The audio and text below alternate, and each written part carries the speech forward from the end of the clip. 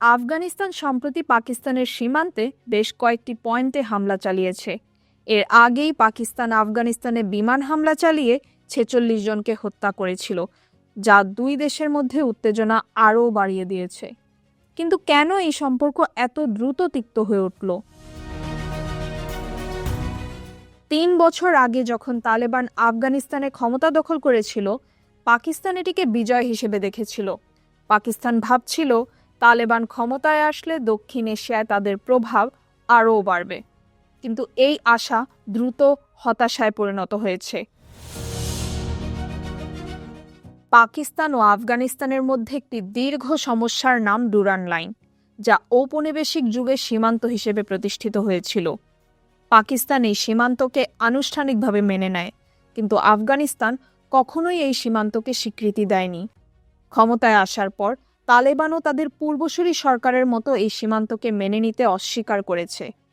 আফগানিস্তানের Durand line একটি অত্যন্ত সংবেদনশীল ইস্যু, কারণ এটি দুটি প্রধান পশতুন জাতির মধ্যে বিভাজন সৃষ্টি করেছে। এদিকে পাকিস্তান এই সীমান্তের নিরাপত্তা নিয়ে কঠোর অবস্থান নিয়েছে, যা আফগানিস্তান ও তালেবানের জন্য বিরক্তির কারণ হয়ে দাঁড়িয়েছে। পাকিস্তান ও তালেবানের সম্পর্কের এই অবনতি শুধু সীমান্তে নয়। তালেবান আফগানিস্তানে ক্ষমতা দখলের পর পাকিস্তানের সন্ত্রাসী হামলা বেড়ে গেছে। বিশেষ করে টিটিপি, তেহরিকে তালেবান পাকিস্তান বা পাকিস্তানি তালেবান সদস্যরা এসব হামলার পেছনে রয়েছে।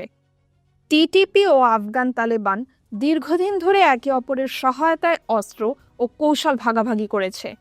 পাকিস্তান এখন আফগানিস্তানের টিটিপি নেতাদের বিরুদ্ধে ব্যবস্থা নিতে চায়, কিন্তু তালেবান তাদের নিজস্ব রাজনৈতিক অবস্থান বজায় রাখতে চায় বলে পাকিস্তানের এই দাবি মেনে নিতে রাজি নয়।